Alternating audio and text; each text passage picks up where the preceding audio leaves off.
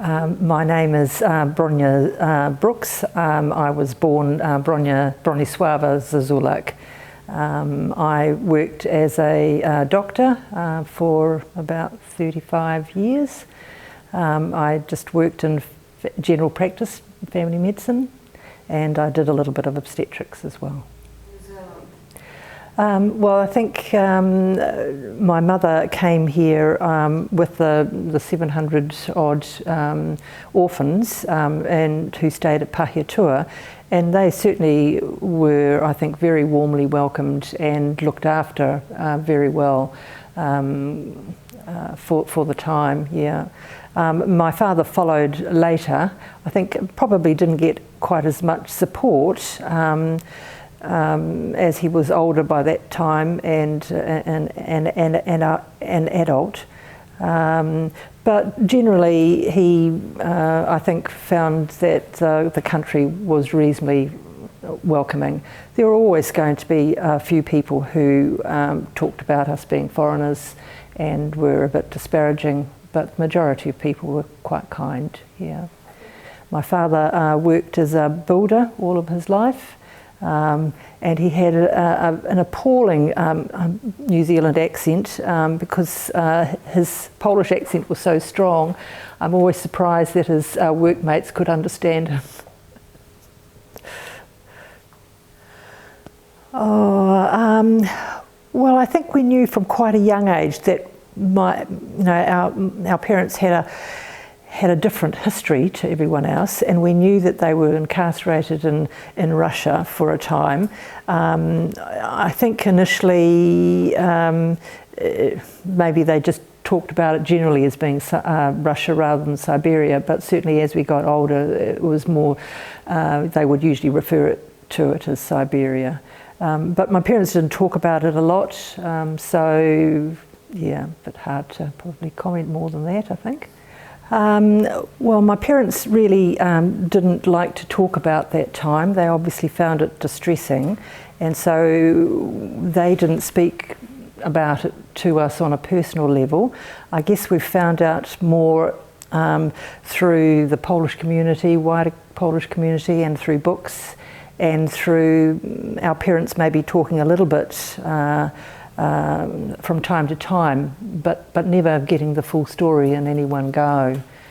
Yeah, they would often tell us a funny story or something humorous, but wouldn't really tell us the reality of the situation.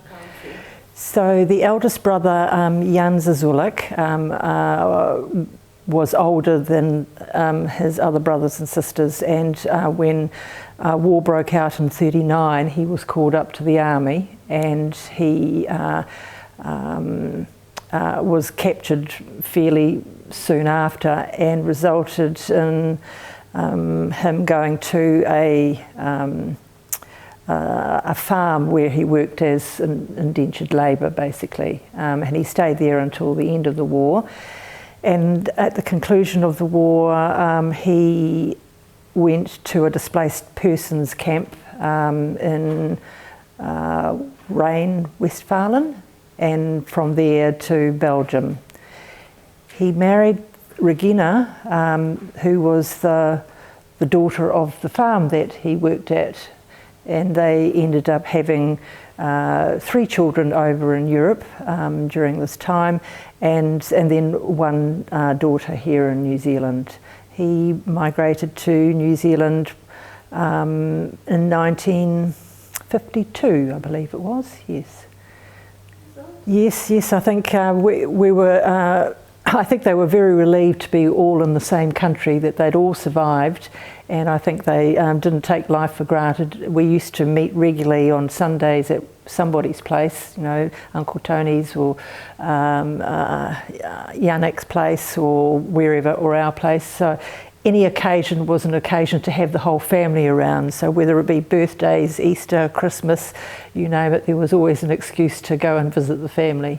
And so I think we really had a lovely childhood. I have fond memories of being with my cousins, especially Yannick's children, who we probably saw a bit more of because they were of a similar age.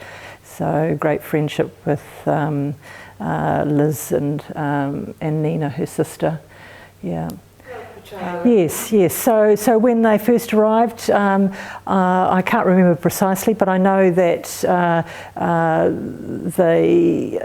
Tony and Jan and their families, when they arrived, they went to stay with one of the brothers or sisters. I can't remember which, but yes. So they were helpful when they arrived, and wherever we could, we would help each other basically. When Dad was building our house, he had help from Uncle Tony, and so we tended to sort of help each other. Yeah. And as well as that, the Polish community here became a bit more established in 1963 with a Polish house.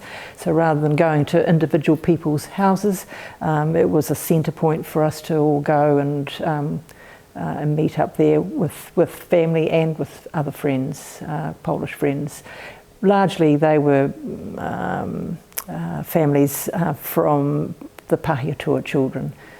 Yeah, well, I think a lot of the men ended up going into sort of labouring type jobs because they'd missed out on an education with the war and so on. So my father and Uncle Tony were builders, and my Uncle Bolek did building work initially as well. Yannick Zazulak, he went into gardening. He gardened for schools and for convents and got work through, I think, a little bit of the religious sector, and obviously worked for other places as well, but I think that was his first opportunity. Some people were disinclined to employ foreigners, but I think mostly New Zealanders found the Polish people to be fairly hardworking and reliable and very honest, courtesy of their Catholic upbringing. And so, generally they were well thought of in the community as being hard workers, and I think didn't normally have too much trouble finding work. Maybe not necessarily work that they wanted because of the language barrier, but they certainly didn't seem to struggle for work. Well, I think I'm a bit disappointed that I wasn't able to keep it up. It was my first language, probably until my brother went to school, and he went to school knowing no English at all. But by the time I went to school, because my brother had been at school for a while, I could speak a little bit of English. So largely at home, Polish was our language. We spoke it all the time. And it really wasn't until we went into secondary school probably that we tended to lose that fluency because it was just so much easier to speak in English. We were obviously exposed to English all the time, and so more and more when our parents talked to us, they would speak to us in Polish, but we would answer in English. We did go to Polish classes at the Polski Dom there, right through our childhood. In fact, I've got some photos that you might want to see of our teacher there and some of her old class, her students. So, we enjoyed that. I enjoyed going there. It wasn't a burden. We enjoyed, the other companionship of the children who went to the classes as well. So, but as you get older, as I went away to university, and there was no Polish community down in Dunedin that I could find anyway, and so gradually I spoke less and less, and so I think once you don't think in Polish, then it gets harder and harder to speak in Polish. So although I still understand it and can read it and can understand most more simple language rather than sophisticated language, I really find it very difficult now to spit it out, to speak it. Yes, I think it is. I've restarted Polish classes again, just to try and retain maybe some fluency.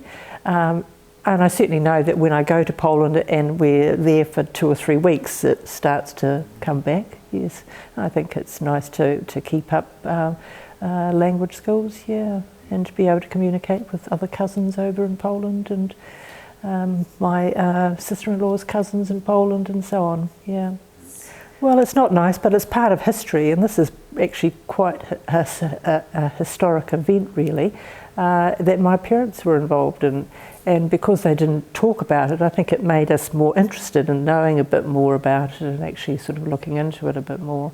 So I think the past is what makes us, and it influences who we are. So yes, I think it's important. So it's not always in order like this. I did that specially for you. It's in great big boxes. There's more of them downstairs.